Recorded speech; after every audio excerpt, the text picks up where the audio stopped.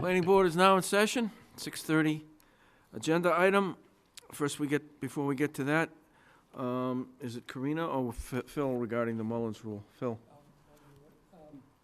Mr. Chairman, I have certified that I did watch the meeting from February 20th.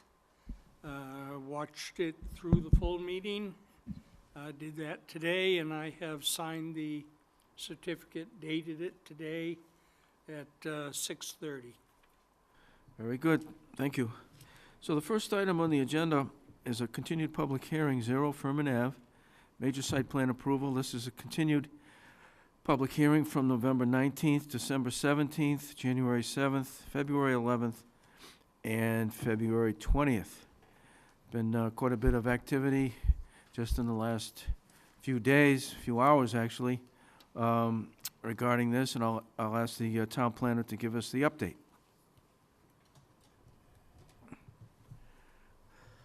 At the last planning board meeting that was held on February 20th, I was trying to remember the month, sorry, February 20th, the applicants for 0 Furman Ave U-Haul storage facility came in to review the conditions that will be part of the decision, which was done very thoroughly at the last meeting.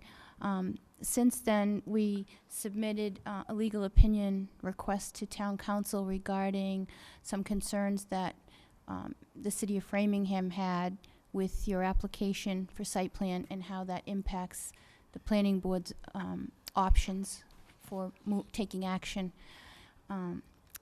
Town council also had a couple of review comments on the decision itself for some additional language in condition number 7.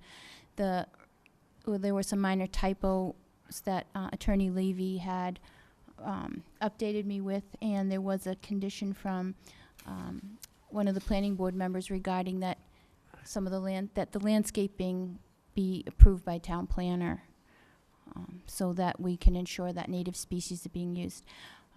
So those were the changes that were made earlier today, and the revised decision was forwarded to the applicant team, to the planning board members, which you have in your packet. So I think tonight the goal is to just review those minor changes and see if there's any other lingering concerns. Thank you. Any questions or comments yet from the board? Gentlemen, welcome back. I'll let you comment. I think the feedback I received in the last couple of hours this afternoon is that we're all set to go. We would hope so. So the draft decision, major site plan approval draft decision dated February 25th that we have in front of us, is the same one you have, is all set to go. No objections. Very good. I'll open it up to the board. Mr. Mills, any questions or comments? I have no questions. Mr. Jenks?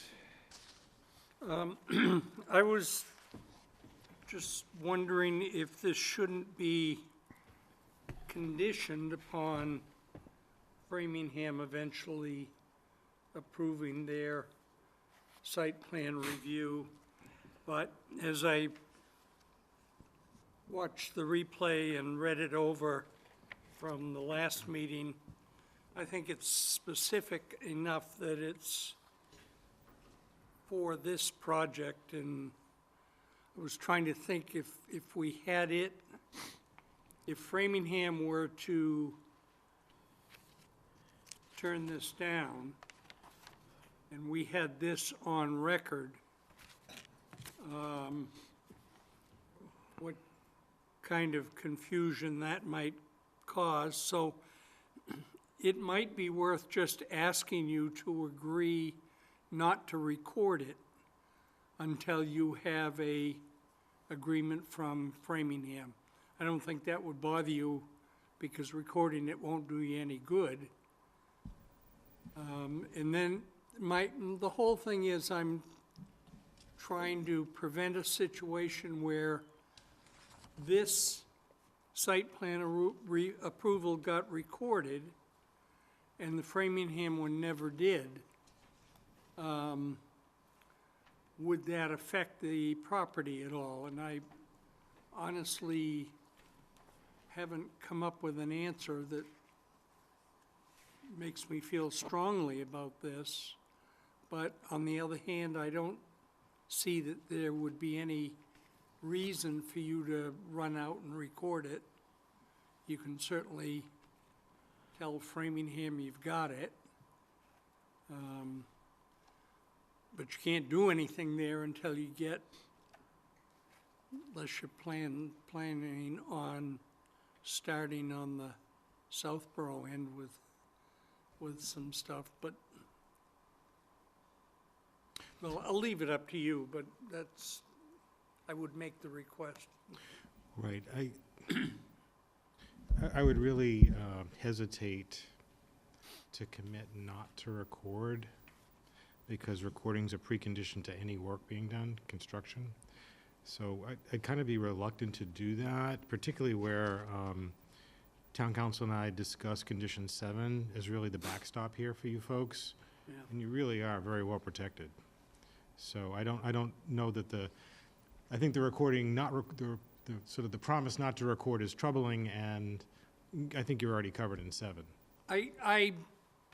As I said, I can't really think of any reason that would be a problem, but I guess I'd feel more comfortable if it weren't. Are you planning on doing some construction on the Southborough part of this before you get any approval from Framingham? So I don't know specifically, but yeah, there may be some interior work in the building that's done to start putting the retail part in shape. You know, there may be, and the client would like to sort of hold on to that ability to do that. So I'd be really reluctant to promise not to record, particularly where I think you're very well protected in 7. Could you look at number 12, condition 12?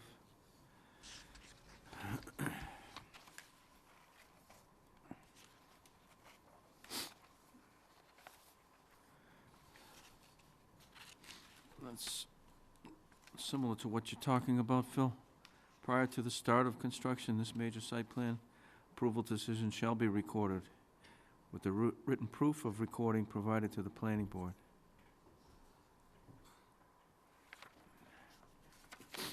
I'm looking at the one where everything's crossed out.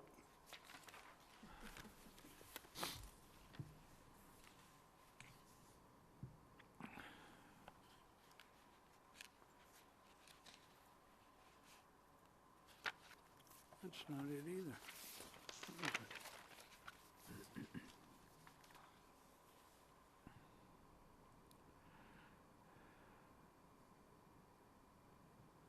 No, that's not really it. That's kind of the opposite of what I said, so I'll drop my request. Anything else, Phil? Nope. Mrs. Luttrell? I'm all set. I have to say that when we met last Wednesday, we were hoping that we would get an opinion from the town council. And there were some words about how sure we might get that. So the public should know, and you should know, when I was on the phone with town council this afternoon, he called me to make sure that, I knew that we were going to have his opinion, what the opinion was. And then he shared with me that he worked on this on Sunday, and again today, to make sure that we had the information for the board, but also for you as the applicant. So I don't know of any other town council that works on Sunday. So the public should know and appreciate the good work that he did on this to help us get to where we are tonight. Another thing, this maybe it's just me, but a lot of people, more people than usual, have come over to me and asked me about U-Haul and this proposed use. And I think you explained the whole thing in detail when you first came back in November. But one more time, I believe you told us it's family-owned. The company is, yes. Well, it's a publicly traded company. And how are these individual U-Haul facilities owned or managed? Well, I'm with U-Haul Company of Eastern Massachusetts. It's one of our locations. We manage it. We staff it. So U-Haul Company of Massachusetts is the owner. And who owns that? It's a subsidiary of U-Haul International, And who owns that? the Showens. The family? Yes. Okay. So, okay, that explains it then. I think that's the way I was answering people's questions about it. And they seemed surprised that it was family-owned, because they're all over the country, everywhere.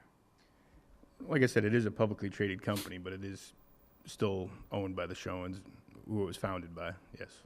Yeah, okay. So, any other questions or comments from the public? Mr. Mills, Mr. Chairman, I make a motion, we close the public hearing for 0 Furman Ave, major site plan approval. Second. motion's been made and seconded to close the public hearing. Any questions or comments, Mr. Jenks?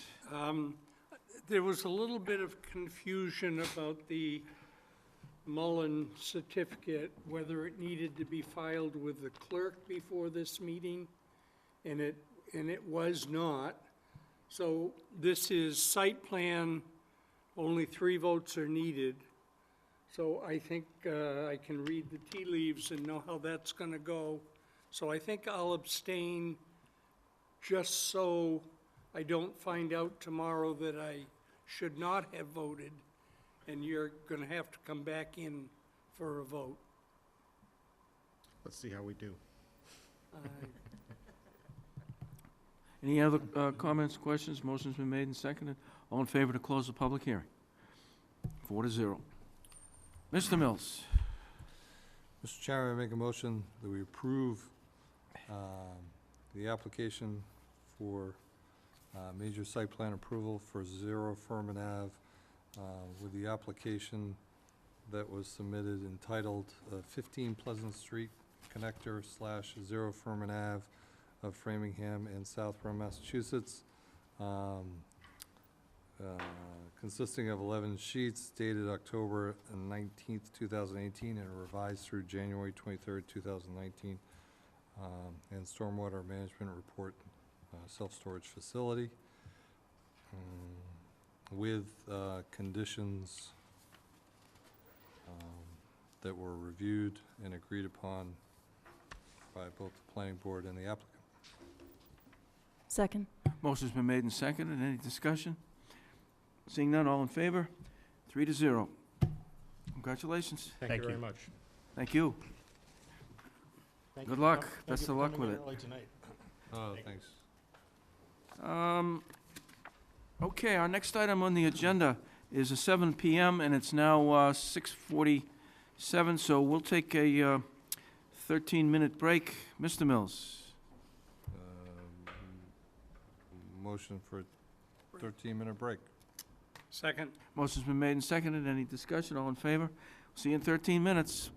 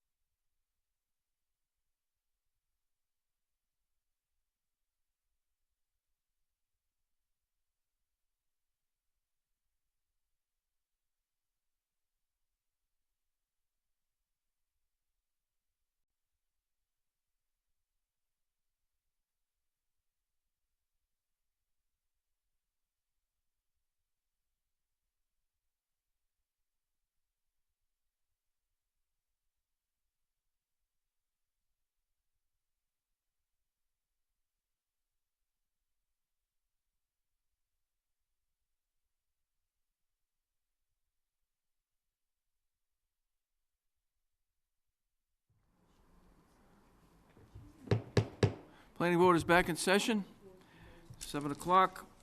We have a public hearing, 10 Turnpike Road, major site plan approval, and continued public hearing for 10 Turnpike Road, lower impact development. Both of these hearings are continued from February 11th. I'll ask the town planner to update us on what's happened since that last public hearing.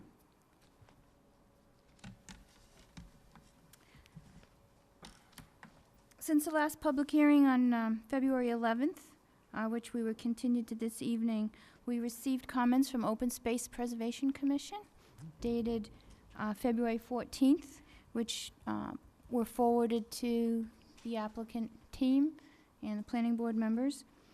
Prior to that, we did receive comments from the fire department, where there were some specific comments, not just your typical boilerplate comments, but there were some specifics to the site. Also, we received review comments on your first submission from Fuss and O'Neill.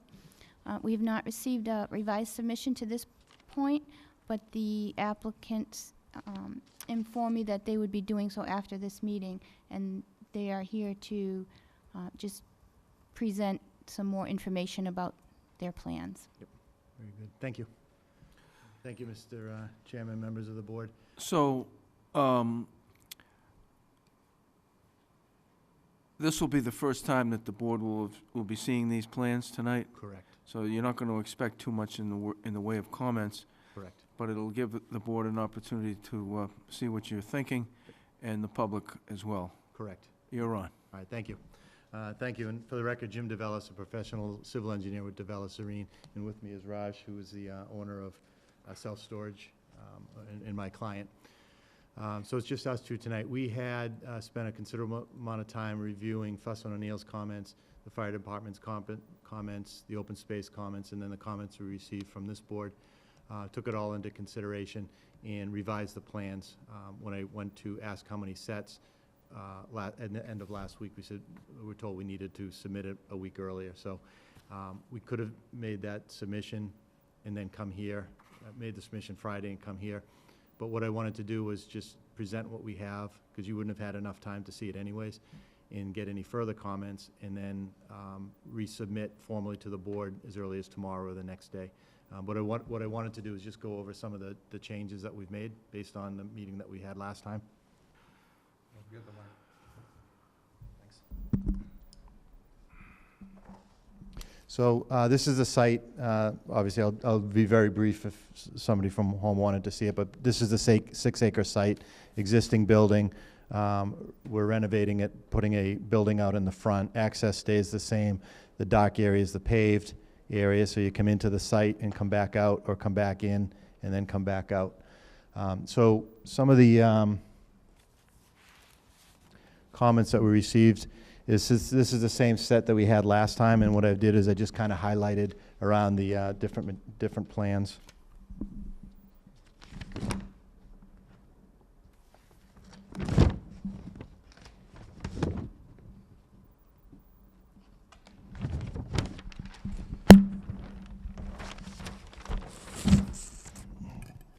So the first plan, C1, the layout plan from a bird's eye view. I'll start from left to right. One of the discussions we had, one of the abutters had showed up, so we showed their actual building on here, and there was some discussion of how far it is away from the property line. So on the revised set, you'll see we dimensioned it 14 feet from the building to the existing property line.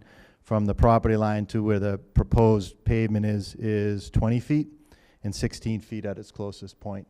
The grading plan shows some of the drainage stuff you had asked for.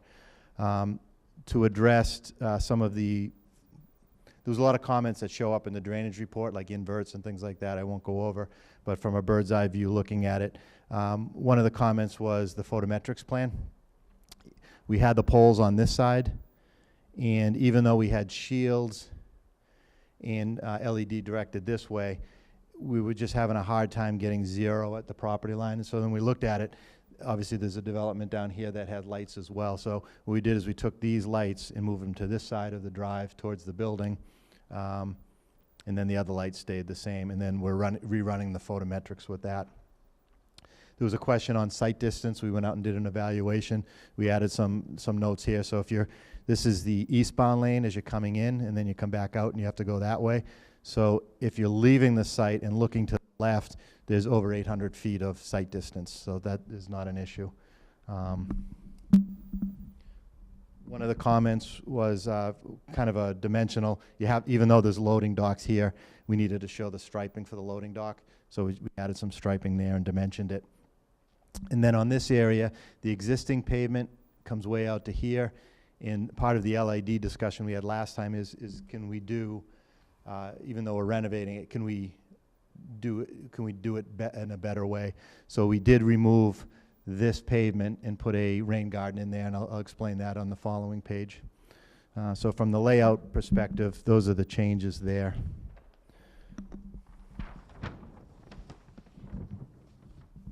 On the grading, drainage, utility plan, some of the highlights, again, from left to right, we did put a swale, defined swale in there and noted it grade to drain and made sure the contours. So anything coming in this direction is not going to go onto the abutting property. And there's actually a high point there, so even if we didn't do a swale, it's not going to get in the property, just because it's higher here. But these yellow lines are the 1 foot contours, 2 foot contours that come down here and bring everything into the detention basin. We had an emergency spillway that went out onto the street, so if and when this filled up higher than the design storms, it would go out there. We actually just moved it there just out of better practice to keep it out of the main drive. One of the changes that we made in response to the conservation was the septic system was here. They wanted further separation from the detention, so we redesigned it up in this area that's shown there. Fire department wanted an extra hydrant, so we're replacing the hydrants there and putting it there. And I won't flip back, but the last plan showed the fire department wanted no parking fire lane signs, so we added those along there as well. And on this area, there's about 1,200 square feet of pavement that we're reducing, and this parking lot in this roof goes to a large pipe that goes underground in this. So what we're doing is we're cutting the pipe off.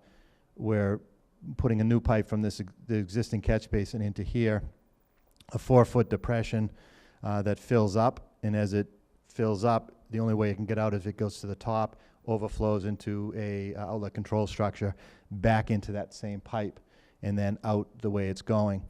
And we looked at, as it described it last time, we were already over detaining more than we had to. So we left all those calculations the same. Even though we're going to over detain even more, we're not putting that into our calculations as a conservative measure, so it's above and beyond, and something more as a green design rather than a necessity for the hydraulics to work.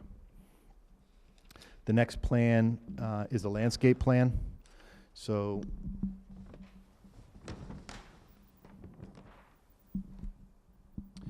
we did speak to is it the open space committee? Okay, so Katie Martin, I think you had a phone call or two back and forth. We did revise the plans, put notes on here that all of the plans are going to be indigenous and native. So we noted up there. We quantified how many are going to be there, and we called them out all throughout the site. And I think there was a good discussion going back and forth. And then in the rain garden, we added 5 trees and then a mix of different native plant grasses in there. So that was a change over the last iteration. The rest are small details, nothing significant, but all of those represent responses that will be put in writing and then responded so we can get on the next hearing. And then the other, I don't know if you recall, but on I don't have it. So on the side of the building, we proposed, one second, the architect might have taken back that plan.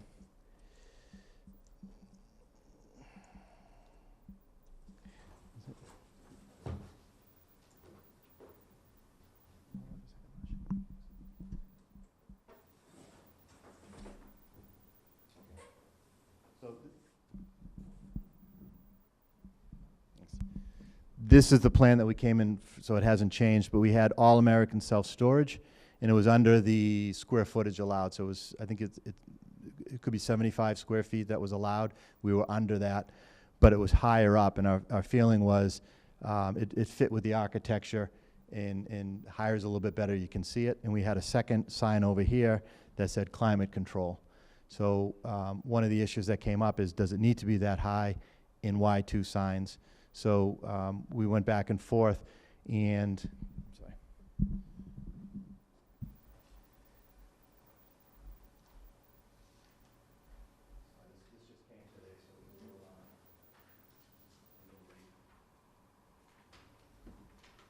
And again, this will be submitted formally with the new plans. So that's different from what was previously. Correct. So what this, get the microphone about that.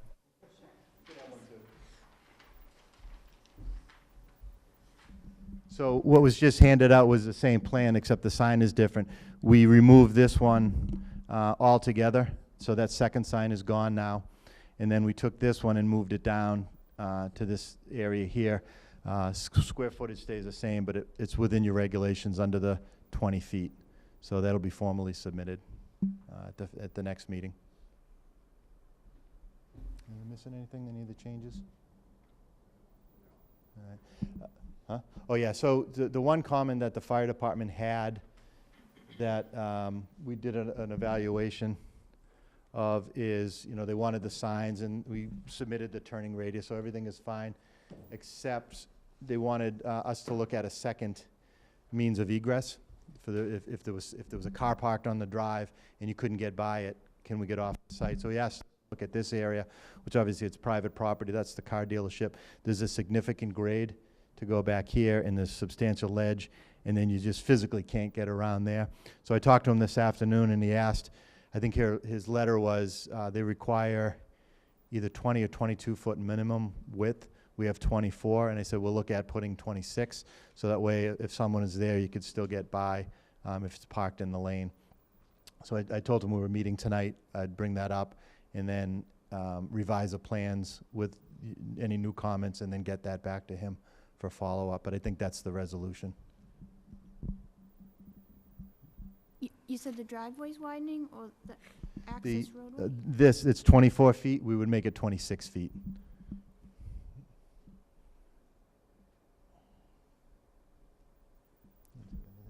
Yeah, so I think that's what you'll expect to see in the revised plans in preparation of the next meeting. Thank you. There's a list here of homework that you had, and you covered some of it.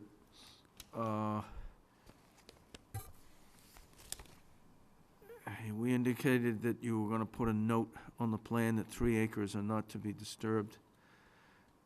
Well, the last plan we had, the 3 acres, we had a note on it that says undeveloped or to be preserved. And then that discussion led into, in order to meet the LID requirements, that's a necessity. So that was the discussion that we kind of had. So instead of that, we put the rain garden in and try to meet the LID standards without giving up the 3 acres. So when we left that meeting, and we conferred afterwards, that conservation restriction or a town restriction on building that 3 acres is something that he didn't want to do. There's no plans to develop it, but you never know in the future what it's going to bring. And then there was to be a note on the plan, full depth reconstruction. Yeah, that'll be, yeah, all the pavement is going to, as we had said last You'll time. put that note on, Yeah, you it'll still be on haven't there. done that. We asked you to blow up the western side of the abutters, and I think that was the first thing that you showed. It was a, Yeah, the plan is 10 scale, so usually when we blow something up, it's 210 scale, because it's 40 to 10, but, so it reads very clear on there. okay, the comment letter, open space, Those were the fire department, okay. Let's see if the planning board has any questions. Mr. Mills? Thanks for the presentation. Just one other thing, and I know you said there's gonna be a more in-depth lighting photometric plan later, but do you agree that wall packs are not allowed? Yeah, we looked at that, and our architect is working that out now, there's two types of lights. There's one over the doors that has to be there for emergency. And what they're proposing on the side of the building, you won't be able to see it from looking back. It's not a wall pack. It shows an emission straight down and emission up, but you can't see the light. So that's what I had asked the consultant to redo those numbers, and we just didn't get it back in time. Okay.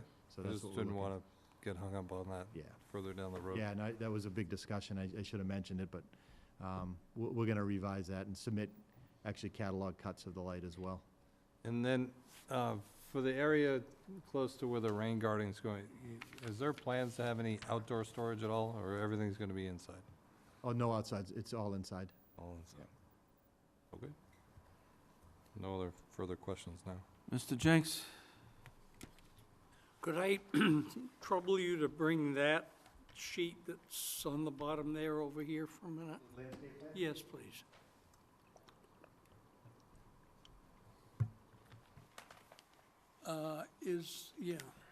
Just look here. You've measured to this building here, and you said 16 feet? Yeah, let me just, so that's the landscape plan. Let me go back Yeah. to the Oh, that's okay, dimensional plan. sorry. That's okay. I hate to drop it because it makes a lot of noise. Sorry. Right, here you go. So, Oh, yeah, thanks. so Okay, this here is the building, right? I've got it, So yeah. that's property line, that, and then that. Okay, yeah, I was looking at the other page, and it had the measurement from the middle of the building, and I was going to point out that it should be from the corner, but that's what you've done Yeah. there, so that's, and when you widen this, I know you're looking at doing that as a possibility, that would be taking from here? Yeah, right now it's dimensioned at 11.1 feet, so it might be a foot here and a foot here. Okay.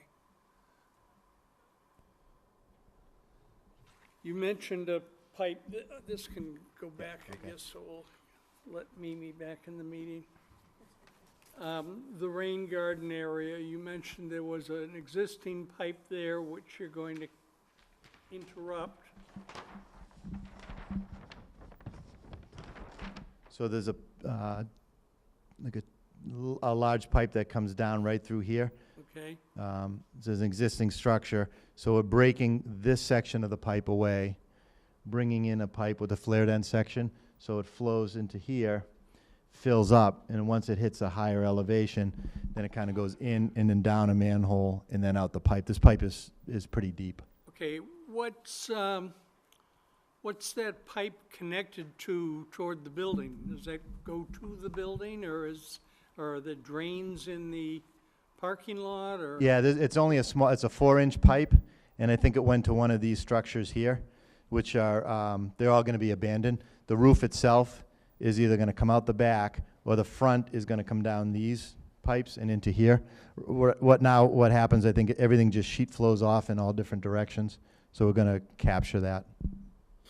So you're not sure where it goes to now, or what its use was, or, It's definitely a drain pipe. It says 4-inch out, yeah? and then on this one, it says, this one goes to a structure and there's no outlet. So there's no other where, it has to come from here. It's just, the site is so, well, the site is so old and it's so deep, it's full of stuff. So, there was nothing functional on it. They're all filled with dirt. Okay. All right, so that's flat roof on that building? They're all gonna be flat roofs, right? No, the existing? The existing is slope roof. Sloped roof? Goes to the front and Front to to the back. back? Yep. Yep. This section is Here, existing Raj. and slope roof. Mhm. This is existing, and this will be a flat roof. Okay. But there are 2 levels to it, to the roof line. But Okay. it will be flat. On the existing building, are there gutters on the front and back? No. And there's no roof drain itself. Everything on the roof runs off, sheets off. And does that building have a basement? No No, no basement.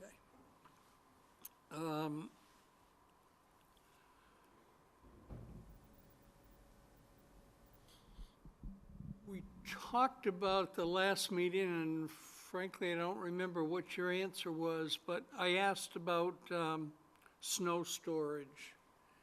And I think the answer was there's plenty of room for snow storage and, Yeah, the Without way a- we're addressing it is, we're showing areas of snow storage here. Along here, we're gonna write it up, basically, it's the plow going up and pushing it to the sides. And once you get it back of here, there's basically, you know, this access point has to be kept open, and this is gonna be open over because it's used, but off to the sides in the pavement, there's plenty of room.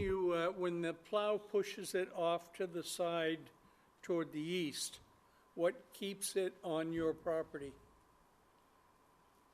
You only have, 11 feet there. well, even less if you take some of that to widen that driveway. Yeah, it does slope down there. I'll look at that. My gut feeling is, looking at the contours, it does slope there. Yeah. And I'll look at what's going there now to make sure that we're making it less. Okay, and speaking of contours, you mentioned 2-foot contours on the west side of the building, carrying down to the retention pond.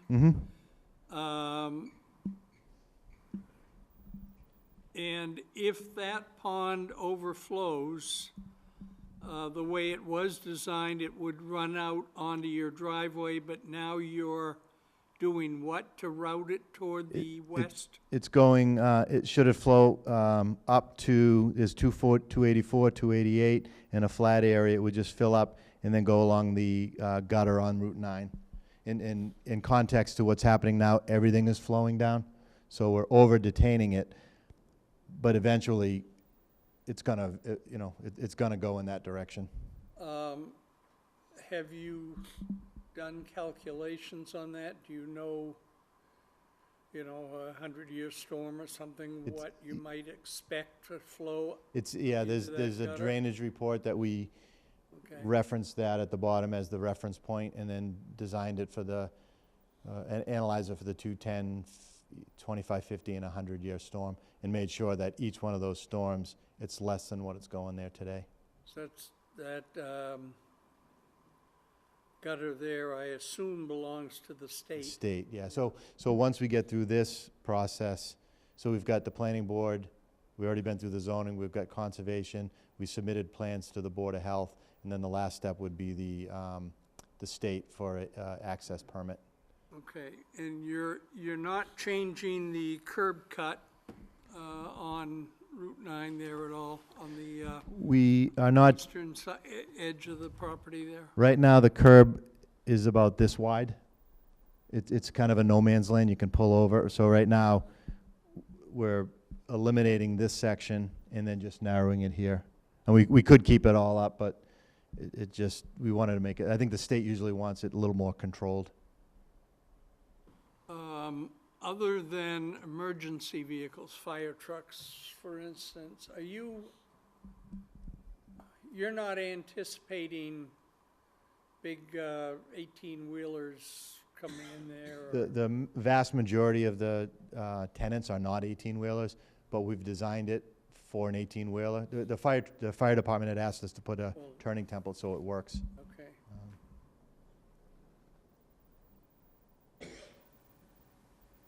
Is that correct? There's not a lot of 18? You want to? And they would, But we do have 18-wheeler also, but could be maybe 5 in a whole month. yeah, You need the microphone to answer that question. and you would be using that outside Outside loading dock. doors, Yeah. for that, That is the basic purpose of those loading docks. right. Okay. I asked and you told me And of course, I have forgotten, how many units in there? 100 and, No, it's No, about 800 units. no, 800, Means the number of a units, little off. number of units keeps on, is not static, because if the demand is more for bigger units, then we combine the smaller to make it big. Right. So we start off with some base reference, and then it could change over. So it's not a static number. Okay. And the building is sprinklered, Yes. and it's a wet system or Wet dry? system. Wet system. Wet system.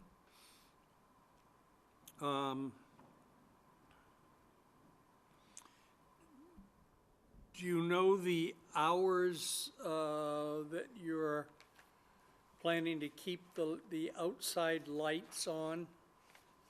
So the way we do on an existing building, we have a lot of pole lights. Each pole light has actually 3 fixtures. So during the formal open hours, we keep all the 3 pole lights on. After the hours, just because security reasons, and there are some people could be coming in very late at night too. So we shut off 2 of the 3 on each one. So we are running at 1/3 the light after hours. So what are the normal hours? So normal hours normally are 6 a.m. to 10 p.m. And if someone wants to come in at midnight? So that is depends on what's in the area. If the competition has it, then we have to compete. But normally, we give to, let's say, 95% of people only from 6 a.m. to 10 p.m. Okay. If there's a contractor, they're doing emergency work at night. Those people will try to give them the outside unit, so they don't have to go inside the building. We have got about 6 or 8 units which are outside. All the majority of the units, maybe I'm saying about 790 units, are inside. So only people who need emergency access, we'll give them outside but not inside. We try to avoid people going inside the building after hours. It's for security reasons. Okay. Yeah, I'm thinking a little bit about the noise level, but I guess there's nothing around that it's gonna bother. No, but we hardly create any noise in there. Well, if you've got an 18-wheeler truck going I- in and turning around, and So you've got doors, overhead doors opening and closing, I every, wouldn't want it in my backyard at midnight, but I don't think so. Those those doors have actually ball bearings, so they're not the old style self-storage units. And normally, I've been been in this business since 85. I've not seen a 18-wheeler coming at 10 o'clock at night. Okay, because the owner has to be there. They can't just come on their own. They have to have a password, and so they cannot really drive in and use the facility. do you have any gating on the driveway? So here, this doesn't lend itself to put a gate, but to go inside the building, we have a barrier gate. Mm-hmm. So they have to put a password. So the way it operates is you put your password in during the normal hours, and the barrier gate opens, and then first actually the door opens, then the barrier gate opens. You can go in, and the door closes back on you. And inside, when you pull up to the exit door, it's a one-way inside. So when you go to the exit, the loop detects the vehicle, and they all go out. And actually inside, we'll keep a password. So because we like to keep track of who's going in and out and how long they've been there. So everything is computerized, and we keep track of it as who's. And we have sufficient cameras too, And everywhere. And you have, in that middle area where the drive-through area, you have an exhaust system in there too? Yeah, so that it conforms to the FAR code, which monitors CO and NO2 gases. So it conforms to the control system that's needed for that. Thank you. Mrs. Luttrell?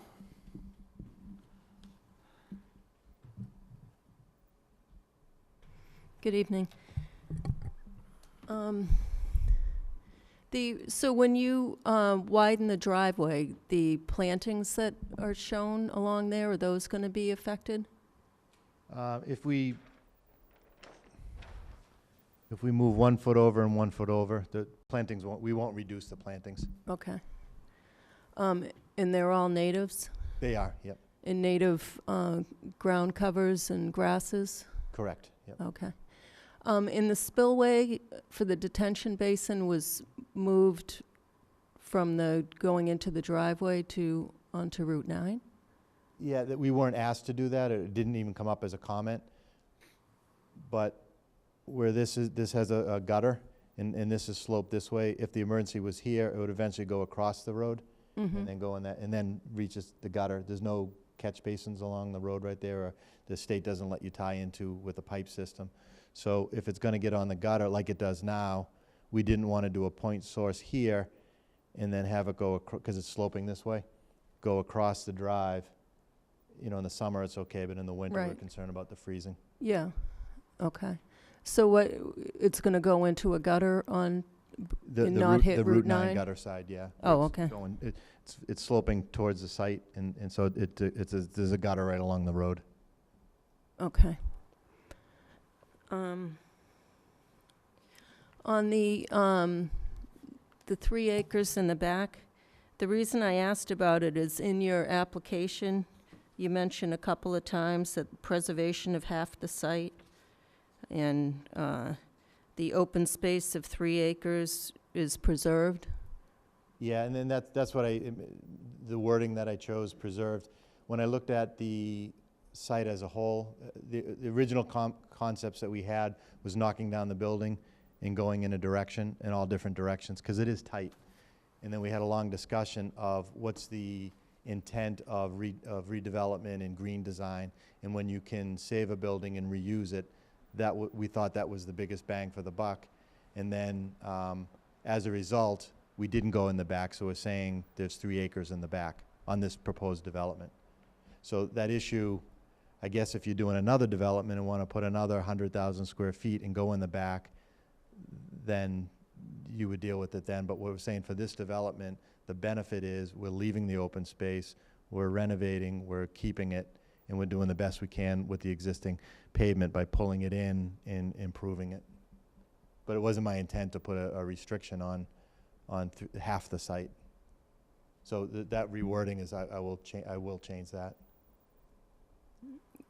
Okay, yeah, because the application, you're asking for a lid special permit based on the fact that 3 acres is going to be preserved. Yeah, I got that loud and clear at the last meeting, so that was not the intent. And I'm glad to see there's a rain garden. How about a roof garden on the flat roof? We talked about that. In my experience, I've done a lot of these. I'm at libraries, I've done them at buildings where people actually use it and they're going in and out. Here it's a warehouse, nobody will see it, nobody will maintain it, so to speak, other than it's up there. In my opinion, it serves a purpose for the LID, but in a few years, I don't see it living. There's a few, I know you have more experience on this type of development. So, putting anything on the roof is a no-no to me, okay? Because when leaks is a disaster, and if there's a snow day in the middle of winter, so I don't even like to put solar panels on my roof because I've had sleepless nights at another project I have as self-storage, because once it leaks in the middle of winter, you cannot find it where it is. So I have made a decision never to put anything on the roof, not even if I can avoid it. I don't even like to put rooftops on my units, because every penetration, anything you do there increases the chance of roof leaks. And middle of winter, our self-storage is a business where we give you security and dry storage. Those are two things which are critical. And we cannot do anything which will mess up these two items. So security and it has to be dry storage. So anytime you put something on the roof, there's increases the chance that something can go wrong. and I don't want to touch the roof. If I had my way, I'll have a just open expanse of rubber roof, and I can see everything. Okay, I don't like anything to be on the roof. Okay? Because I own a self-storage in Natick, and middle of winter it started leaking. It's a flat roof, but it started leaking, and we couldn't do anything about it. And we had a disaster because customers would come and complain, and we couldn't do anything because we wouldn't know where the leak is, and you can't do. So I don't want to touch the roof. Keep it. That's what I'm saying. Even if I could avoid rooftop units, I would not put them. So I don't know what I'll do for a heating system, but I would rather put the rooftop units on the ground rather than put on the roof. Okay.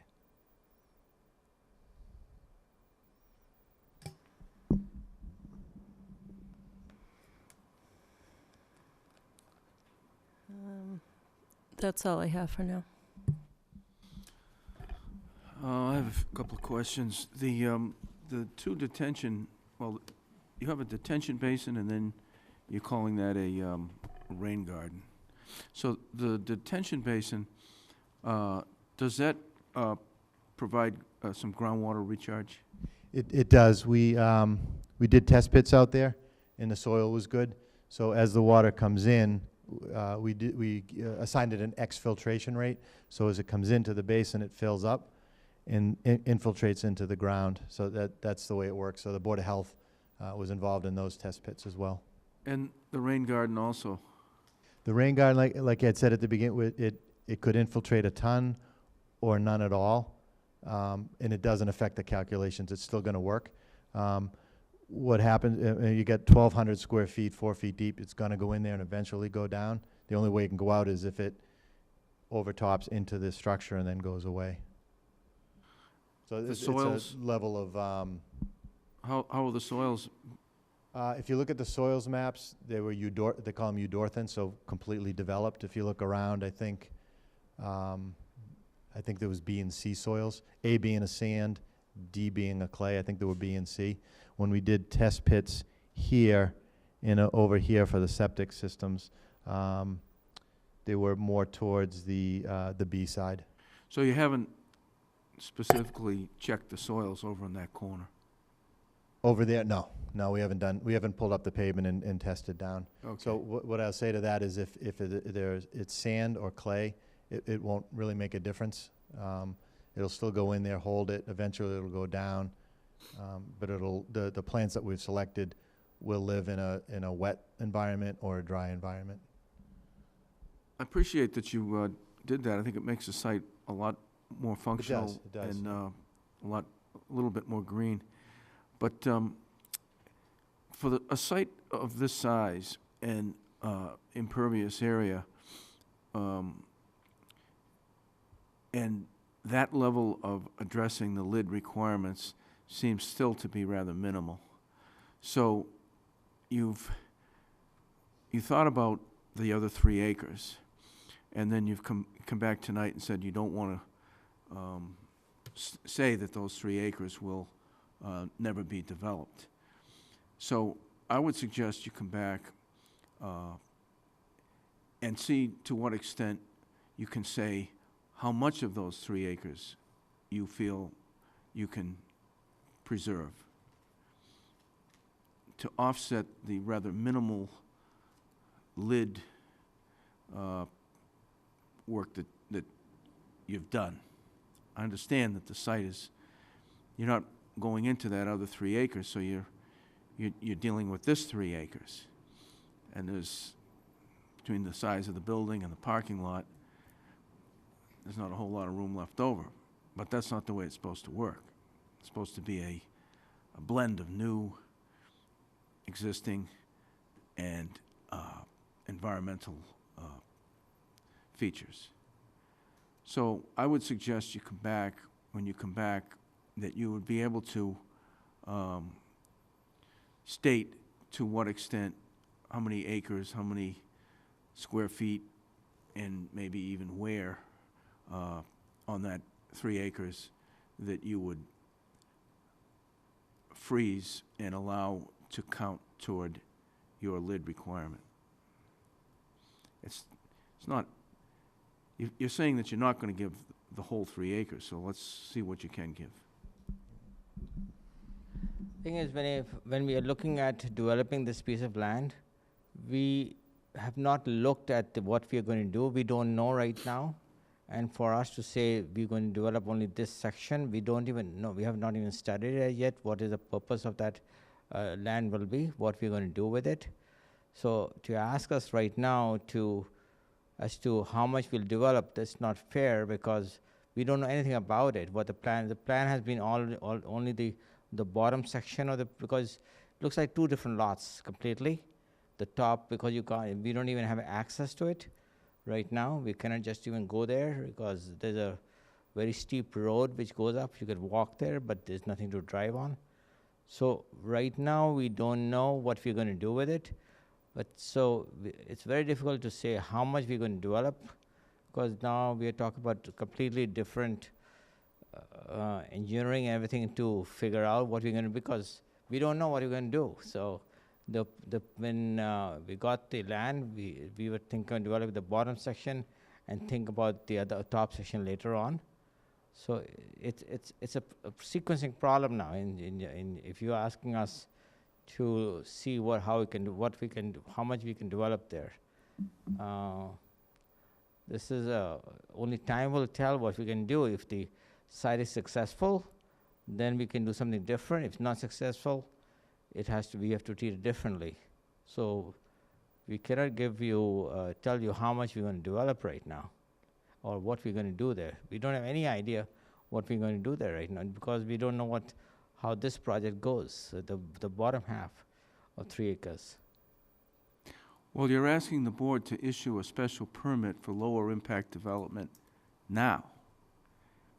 So you may have a hard time getting that special permit based on what you've submitted. So I'm asking you you haven't thought about it, but now you have some time to think about it. This board has to grant a special permit for lower impact development. And I don't see you getting there. I don't think you've done enough. I'm just one vote, but I think you're moving in the right direction. And there's probably more that you can do, especially if you take another look at the other 3 acres. What percentage you require in the low impact development? Is there a percentage? Okay, You now I don't You have know. to you have to read the code. Pardon? Yes. Okay. Your able-bodied engineer will be able to read the code and show you the areas where you're not complying. Okay. No. So we'll go back and look at it. So under the regulations, there is an opportunity for under redevelopment with special consideration. So we'll look at that and we'll come back with square footages and percentages and see where we are. Sure, we try to take a flexible approach, especially with a redevelopment and you know, the constraints. But I just, I don't think I think you need to do more to get that special permit. Does anyone else on the board want to comment? Wow. Yes, ma'am. Oh, I have a mic here. Can I move that? I'm over for you. Been told I'm pretty good at moving those. Hi. Hi, Freddie Gillespie, Chair of the Open Space Preservation Commission, and I did have the opportunity to speak with a landscape architect. We had a good conversation. I have not seen the updated plan, so I'm eager to see that, and will reserve support until I have, but the conversation went well. We seemed to understand what we were, both talking about. But I just had a comment on the roof garden, and I hear loud and clear you don't want to do it. Every time we have a question about a roof garden, it's always, well, we don't have a flat roof. Seems we have a flat roof here. The technology and the way they have created roof gardens has changed, and I think they're creating them all across the country, and they're not leaking, and they're not causing problems, and they're not there for people to go out and enjoy the garden as much as they're there to provide the low-impact development benefit, green space on the roof, reducing heat effect. You know, there's a lot of reasons. Sure, if people are going up there, they can enjoy them. But if you have something, it's like any other infrastructure. You have to maintain it. So whether people are going there or not, in 3 years or 4 years, it's the responsibility of someone who has one to manage it and maintain it and see that it stays viable. And if that's not something you can do, I mean, I just think the first answer we always hear is no. And I just think, you know, maybe look at that again, if that's another way you can hit some of the lid requirements here. So, just more plants are better everywhere, on roofs, whether people are out there enjoying it or not. It serves a purpose, and I'm sure the techniques have improved over the years. They've been around for a long time, and there's lots of them out there. So it just might be something you can look at a little, even if it's only a portion of it. You know, I would take another look at that. So, thank you, and I look forward to looking at the plan. Thank you. Anyone else from the public? Any other questions or comments? So, right now, the major site plan approval period ends on March 3rd, and we're not ready to vote. You don't want us to vote tonight, right? So, we need to extend the approval period for the site plan beyond March 3rd. The lower impact development approval period ends on April 2nd, so we still have time for that public hearing. But, so our next meeting is March 11th. Would you be back for that one? Would you want to come back for that meeting? Yes. And is 7 PM okay? So what we usually do then is extend the approval period to the Friday after that Monday, which is March 15th. Is that your request, to extend that approval period to March 15th? So the next meeting is March? I'm sorry, 11th. March 11th? Monday the 11th? So extend it to March 15th? Yes, and the reason we do that is in case there's a storm or snowstorm, we can't meet, or whatever reason, we still have time to post another meeting before the end of the week and not miss the, not have the approval period expire. So is that your request? Yes, sir. Mr. Mills? Mr. Chairman, I make a motion, we continue the public hearing, extend the public hearing, Extend the approval period. the approval period for 10 Turnpike Road, major site plan approval, to March 15th, 2019. Second? Motion's been made and seconded to extend the approval period to March 15th. Any questions, comments? All in favor? 4-0. We now have the approval period extended. Now we have to continue the public hearing. Mr. Mills?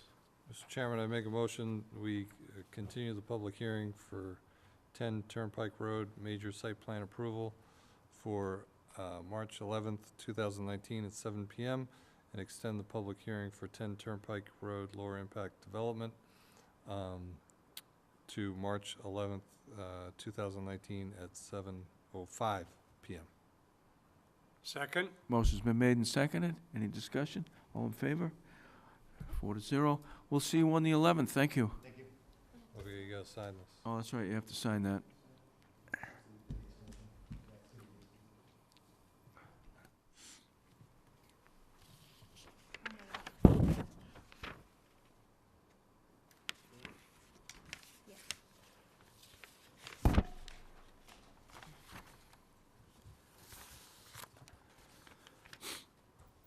Okay, next item on the agenda is a discussion item, Chestnut Meadow subdivision, release of lots. So that's the town planner to give us an update on this agenda item.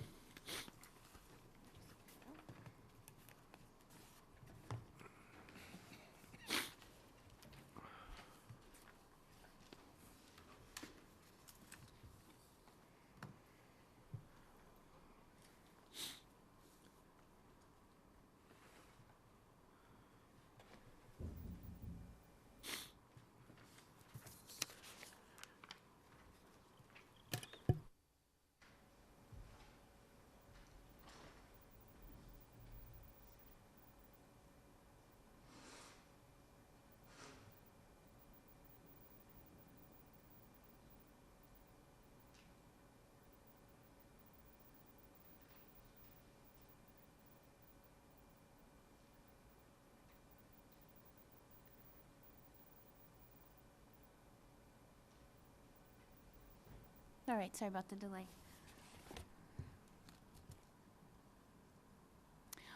On February 12th, we received a request from Habitat Communities, Mr. Michael Feldman, for release of lots for Chestnut Meadows subdivision. If you recall previously, Fuss and O'Neill, our town consultant, did a initial bond review and estimated a bond for $410,800. A performance bond was created, and town council reviewed it and was all set with that. And following that is the normal course of action, is to release the lots. So the request is for releasing lots 1 through 12 of Chestnut Meadow. Typically, well, part of the covenant that was created when the subdivision was approved required that you can release the lots if the base code is down and the infrastructure is in, so that the lots are serviceable and accessible for use, which is indicated that they are.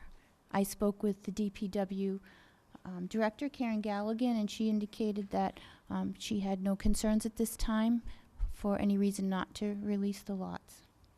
So here we are. I have a form prepared for endorsement. It's the standard form which references the subdivision, the covenant, and the approved plans. Thank you. Questions or comments from the board? Mr. Mills? If my memory serves me correctly, was there a possible request to switch what lot was going to be maintained for open space? Yeah, several weeks ago, we were approached by Cornerstone Engineering, who had indicated Habitat had interest in possibly switching out two of the two open space lots, 5 and 6 for 2 and 3. I believe that's been shelved for now. That's on hold. They haven't made any further indication that they want to do that. When it was brought up as a discussion item at one of the prior meetings, it was indicated that that would be a modification to an approved subdivision, because all that is recorded in the plan of land and the definitive subdivision. So it would be So a modification. The open space lots are lots, which ones? Lots 5 and 6. And I have the plan if you'd like to see it on the screen. Want to see it? We're releasing 1 through 12? I'll show you the.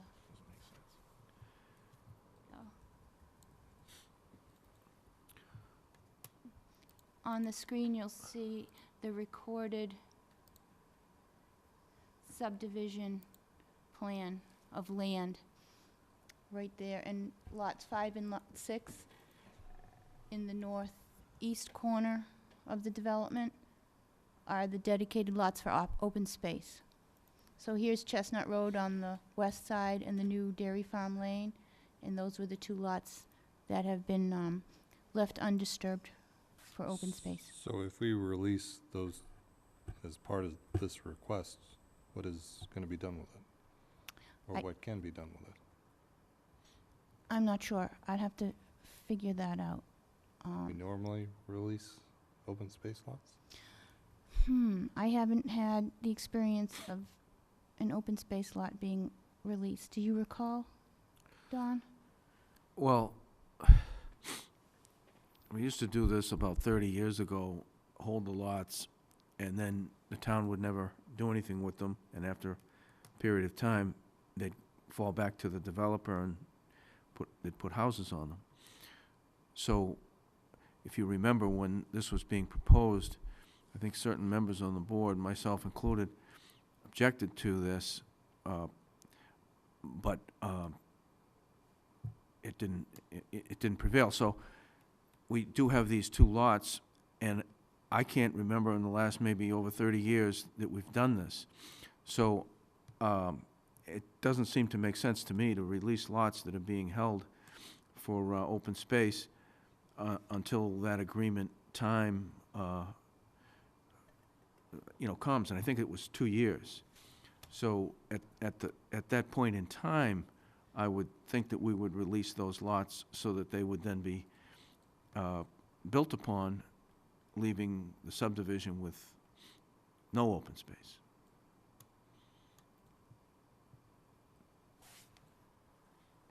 I'm just looking at the note on the plan. I do recall that in the decision,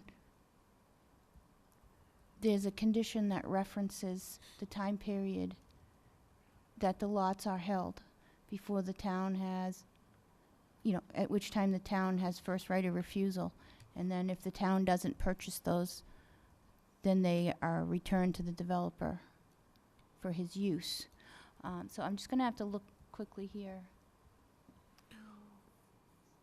Well, what if we release lots 1 through 12, but not lots 5 and 6?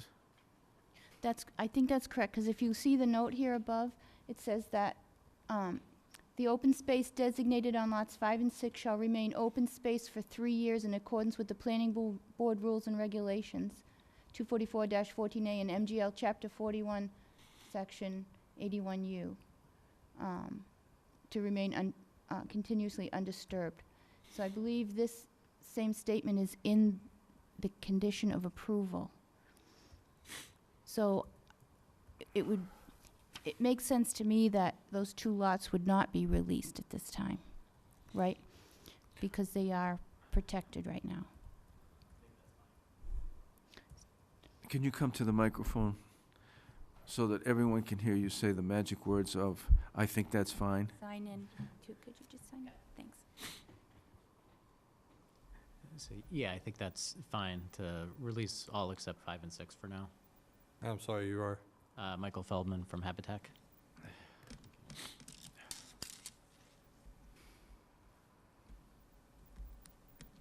So I think that was my only question, Mr. Chairman. Mr. Jenks, I have no questions.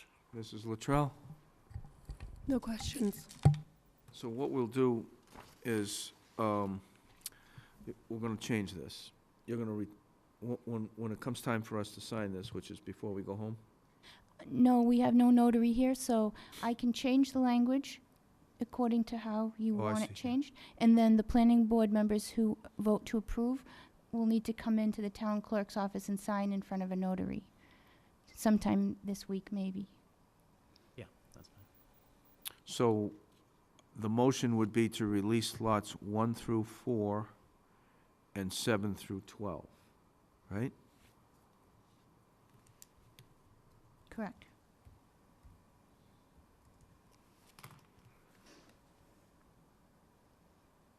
And I think the rest of the language holds.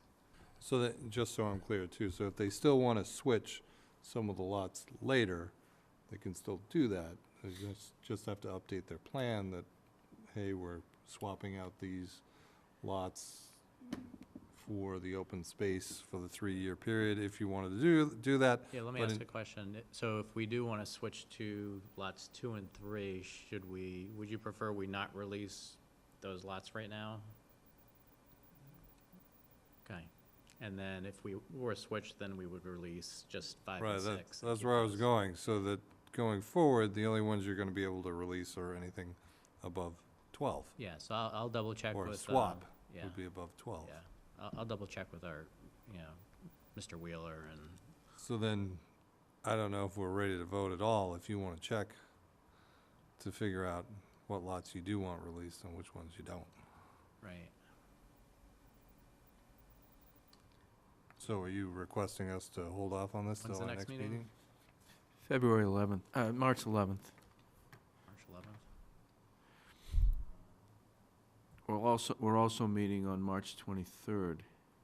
Or we could take a Hey, could you- 2-minute recess.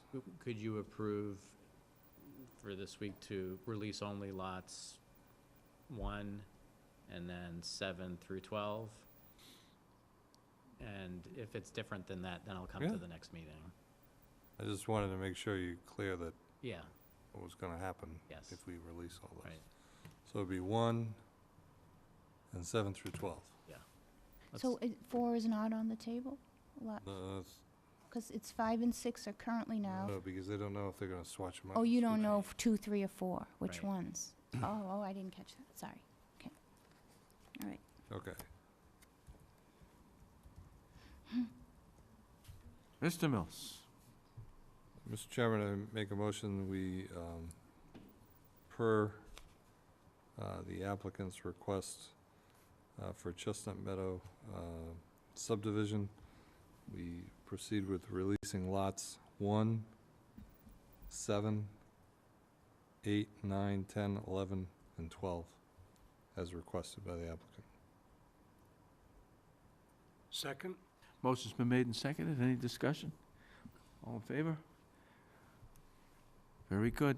Okay, thank We'll you. get this revised, and then the board will come in when there's a notary here and sign on our line. Okay, All right, great, thank you. thank you. All right. Okay, next item on the agenda is the master plan update. I'll ask the town planner to give us the master plan update, or Mrs. Luttrell? No? You want me to start and then you can supplement if any comes in? Okay. Give me 1 second.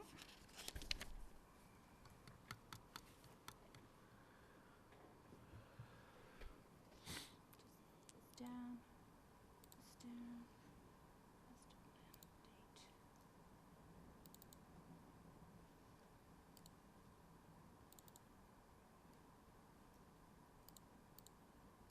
All right, since the meeting on February 20th, we've had a couple of additional things happen with the membership progress.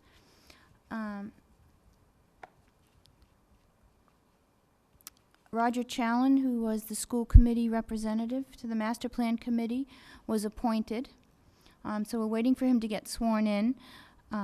Thursday morning of last week, Andrew Dennington with the Zoning Board of Appeals was voted by the ZBA to be the master plan committee representative.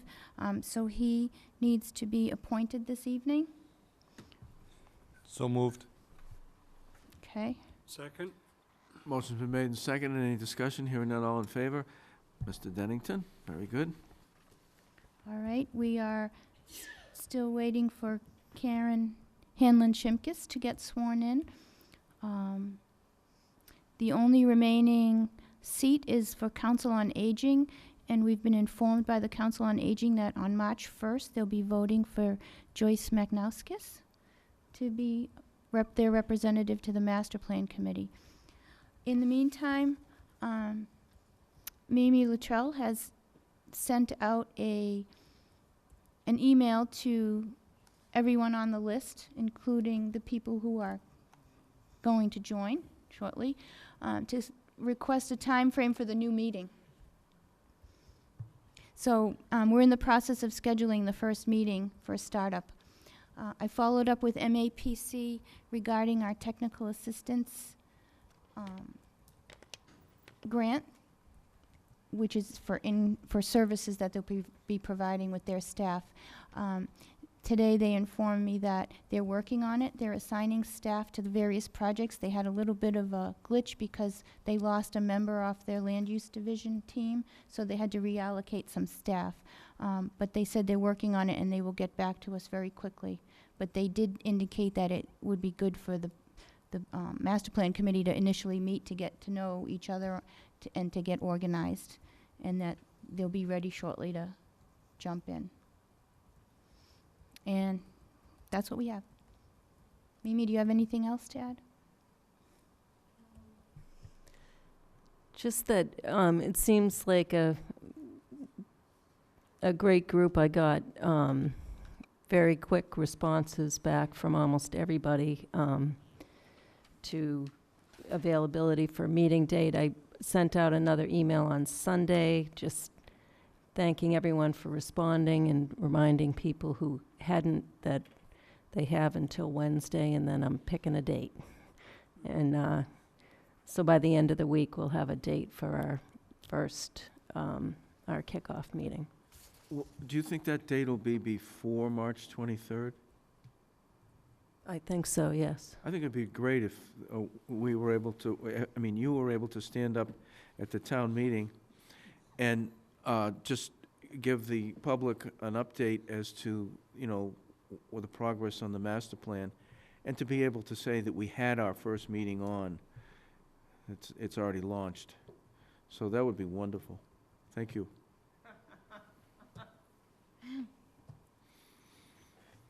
Anything else?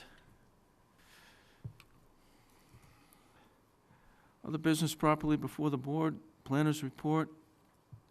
Or did we already get that? No, there's a couple of things that are important for this evening to go over.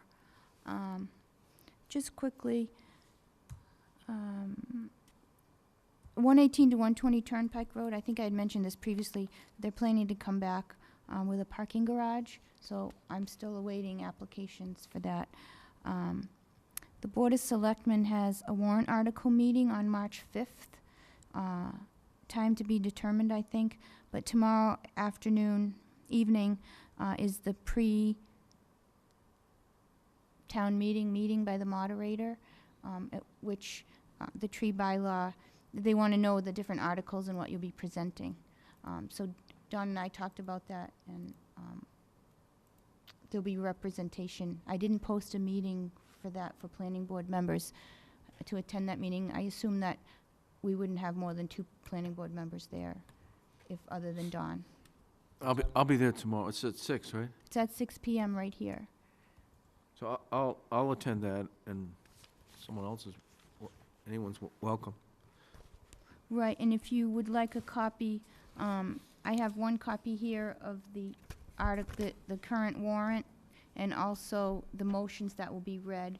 And the motion for the tree bylaw is exactly what it says in the warrant that we discussed previously. So if anybody has questions on that.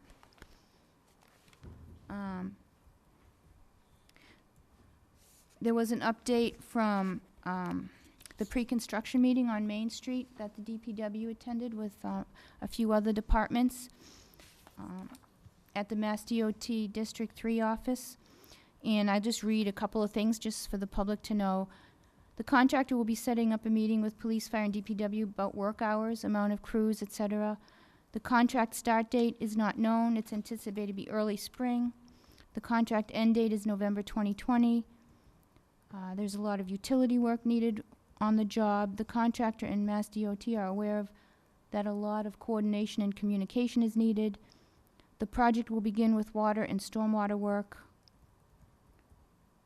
Placement of the utility poles in some location is dependent on the wall work. Therefore, the contractor is trying to do stone wall work concurrent with the water and stormwater work. So those were just a few notes that the DPW updated all of us on from the pre-construction meeting.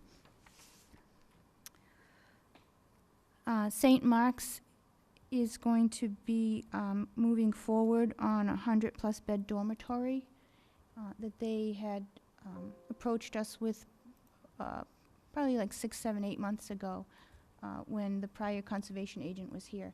They came in and they met with us. One of their representatives will be meeting with me tomorrow to see, revisit the timing and the applications. So I'll update you on the next meeting, but that's up and coming. Is that to replace an existing dormitory, or is it to add to their existing inventory?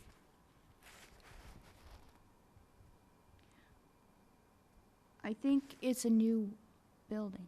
I could be mistaken. I was I'd just have to curious, relook like, at the note. if they're gonna raise a different one to do that, or what their plan is? Because in the past, I had heard that they didn't want to exceed the limit of students that could fit inside the chapel. So adding a 100-plus dormitory, I would assume would exceed that limit that they were already at. So I was just curious if they're planning on repurposing another dormitory or doing. I think they are, because the note here I have says no increase of population of students or staff So I'd be when I met curious in on- June with them. So it sounds like it's gonna be broader than, either Yeah. they're gonna redo one dormitory, or they're gonna build a new one and they're gonna And repurpose swap a different out, yes. building, so Yeah. maybe look at that whole And they did tell me, I just would have to reread my Okay. notes, and I don't wanna, like, keep everybody with, because my memory is poor. But I'll revisit that, before I meet with, the representative from St. Mark's tomorrow, and then I'll be able to follow up with you better. I've Thank got you. all the information here if you wanna look at it on an aside, and then I can report back That's okay. next time. Okay. But they did go to the building department already, just so you know, so they're in the loop. They're starting to, you know, start working more aggressively towards that.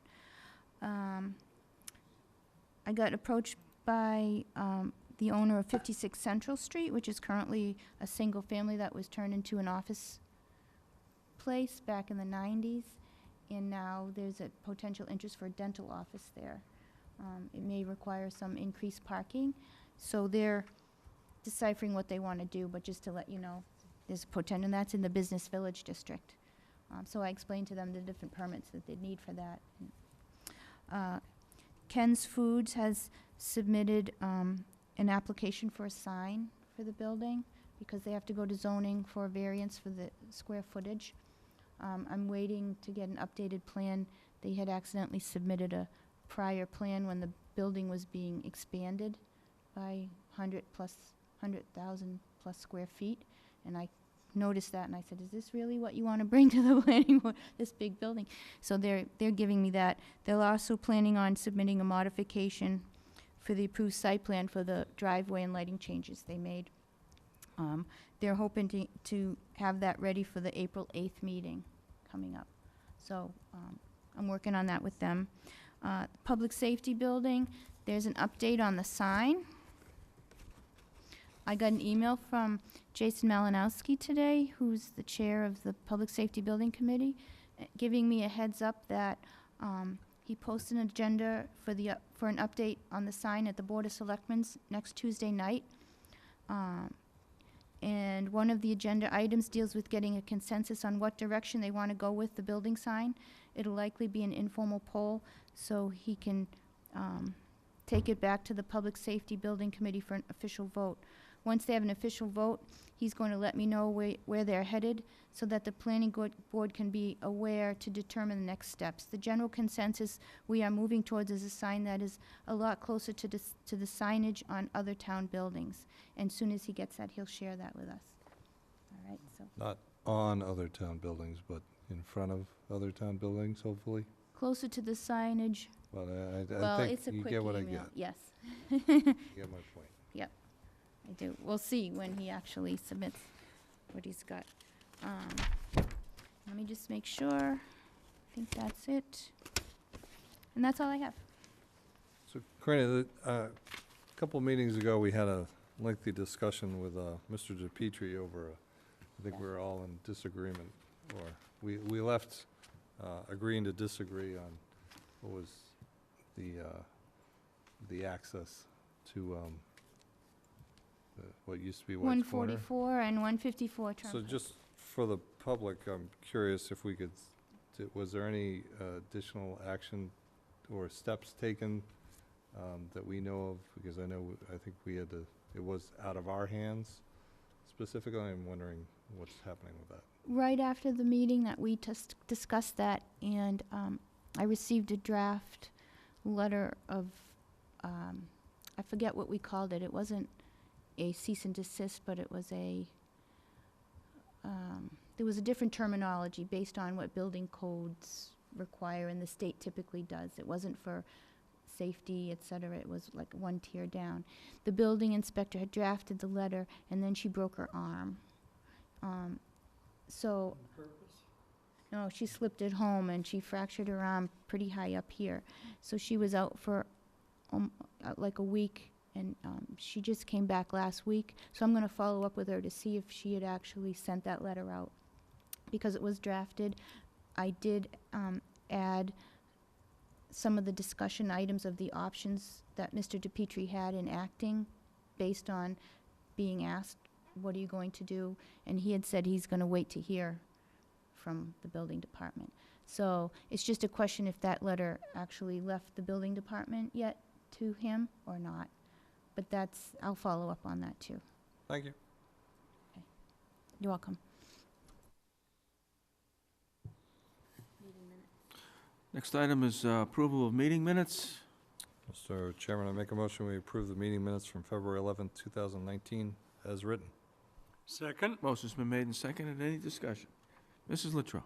I just have one on line 123. Their application says 123,000 instead of 121,000. That's it.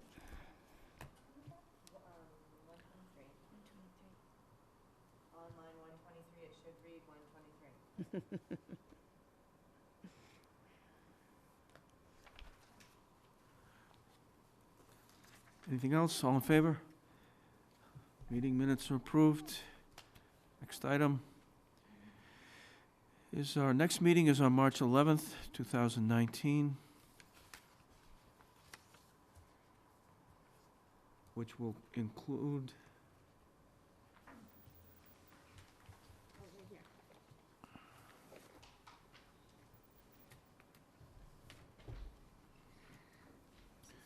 the 10 Turnpike Road continued public hearing for major site plan approval and lower impact development.